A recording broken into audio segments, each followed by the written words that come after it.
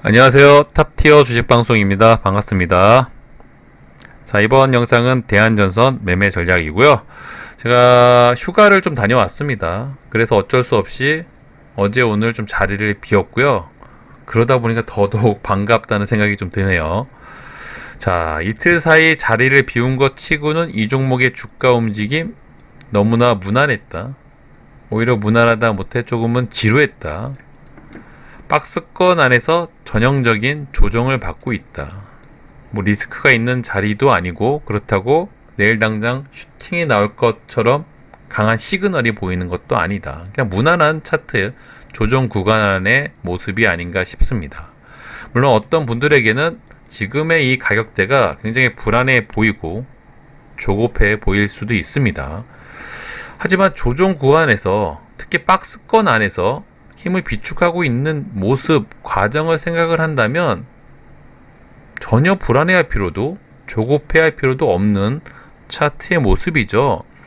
거래대금이 엄청 많이 터진 종목, 이런 슈팅 후 조정 구간에서 차트 모습을 만들어가고 있습니다. 힘을 비축하고 있는 과정인 거죠. 이 과정을 잘 만들어야지만 2차 슈팅이 가능하다라는 말씀을 많이 드렸었고요. 대한전선은 지금 그 구간 안에서 주가가 움직이고 있다. 이런 관점으로 좀 지켜보시면 편안한 종목이 아닌가 싶습니다. 특히 과거에 끼 있는 종목들을 예시를 들어드리면서 조정 구간 안에서 차트의 모습을 만들어가는 건 어느 종목이나 마찬가지인데 어떤 종목이든 평균적으로 그런 조정 기간이 있고 길어질 수도 있다라는 설명을 드렸었죠. 특히 대한전선처럼 시가총액이 무겁고 거래대금이 많이 터진 종목은 더더욱 그렇다. 자, 과거에 끼이는 종목들이 대략 2달 이상, 최소 2달은 걸린다. 2달 남짓 조정 기간이 필요하다는 설명을 드렸습니다. 자, 대한전선은 어떻습니까? 이제 대략 한 달 정도, 이제 고작 한 달이죠. 그렇다는 건 앞으로 이런 박스권 차트 모습을 더 이어나갈 가능성이 높다.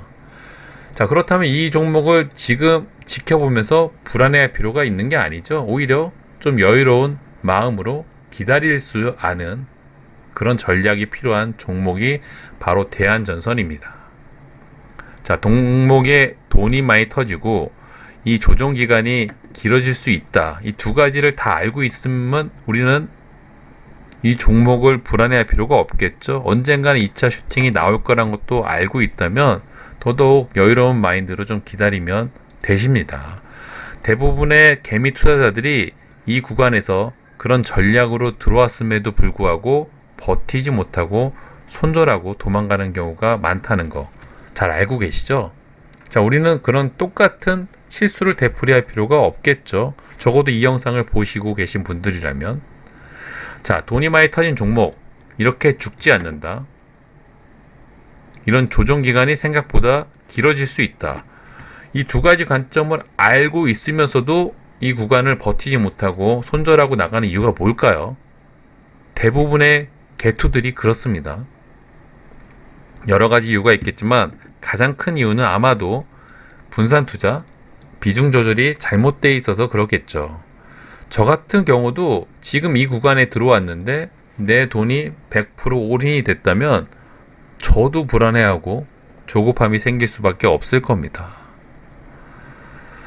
자, 하지만 분산 투자가 잘 돼 있고 비중 조절이 잘 돼 있다면 이런 구간에 들어왔을 때 여유롭게 기다릴 수도 있겠죠.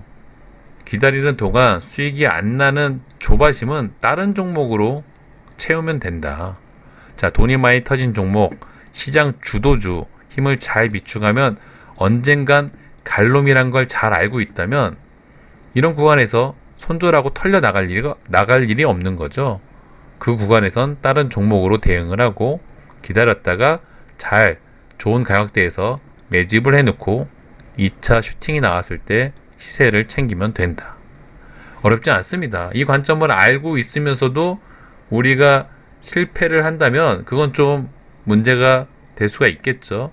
적어도 이 영상을 보시는 분들은 그런 똑같은 실수는 되풀이 안 하였으면 좋겠고요.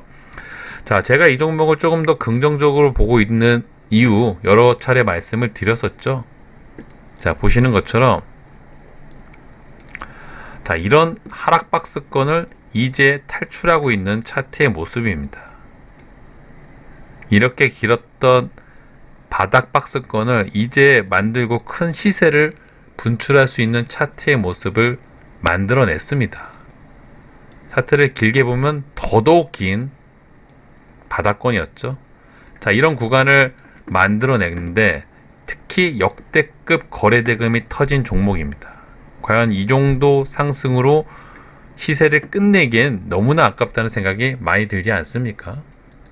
대부분의 큰 시세는 이런 바닥 박스권에서 출발을 합니다. 그런 관점으로 봤을 때 저는 대한전선을 당연히 긍정적으로 바라볼 수밖에 없다.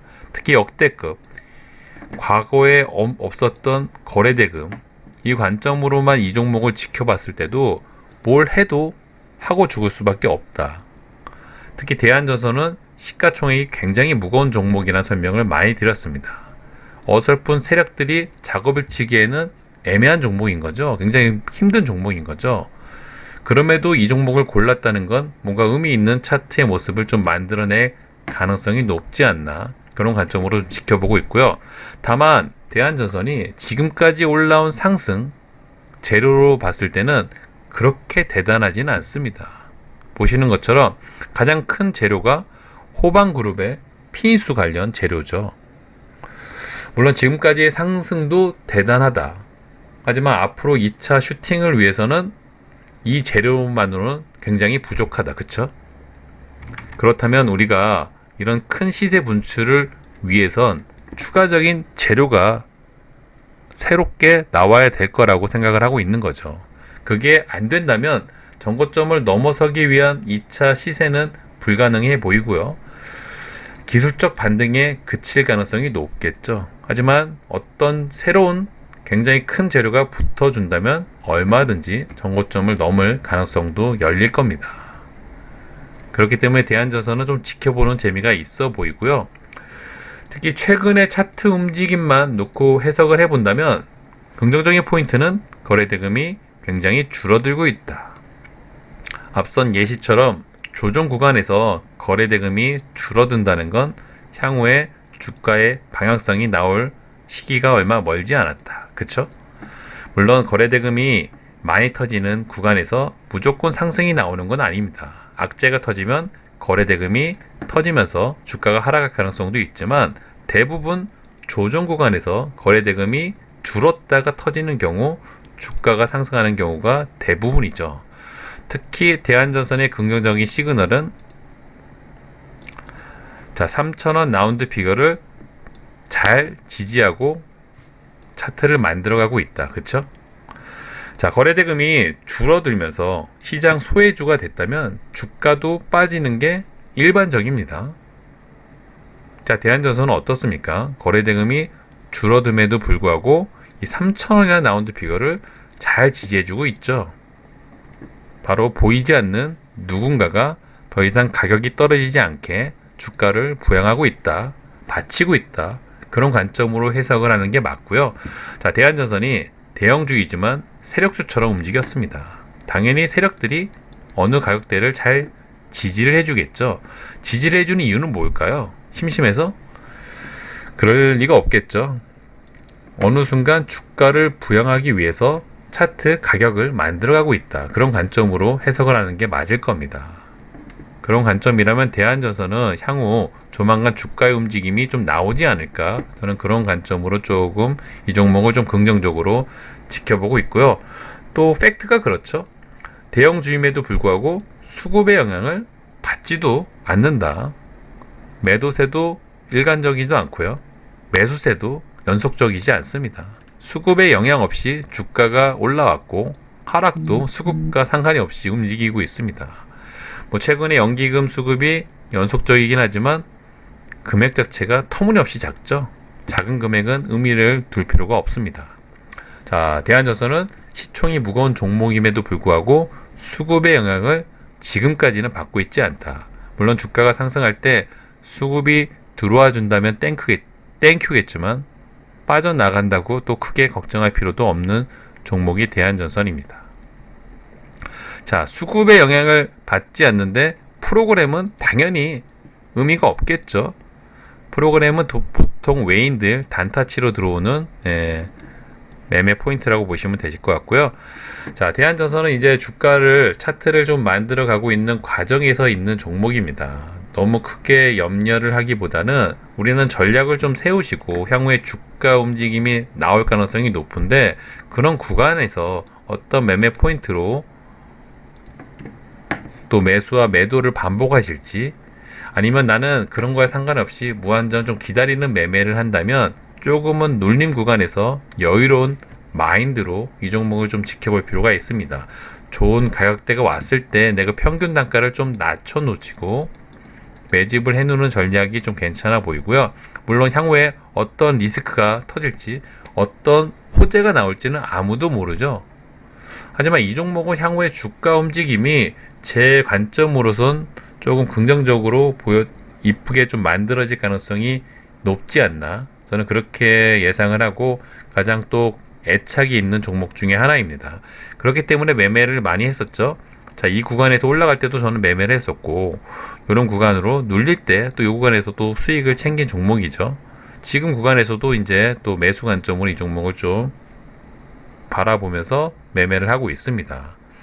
자, 이처럼 대한전선은 돈이 많이 터진 종목이고 향후에 주가 움직임도 좀 긍정적으로 기대해 볼 수 있는 만큼 어찌됐든 관심 종목 1순위로 올려놓고 자주자주 또 영상을 업로드해서 전략을 공유해 드리도록 하겠습니다. 자, 내일부터는 이제 본격적으로 장중 매매를 좀 해볼 예정이고요. 중간중간에 또 재밌는 이야기와 또 전략 공유해 드리도록 할게요. 영상이 도움이 되었다면 구독과 좋아요 잊지 말아 주시고요. 다음 시간에 뵙도록 하겠습니다. 감사합니다.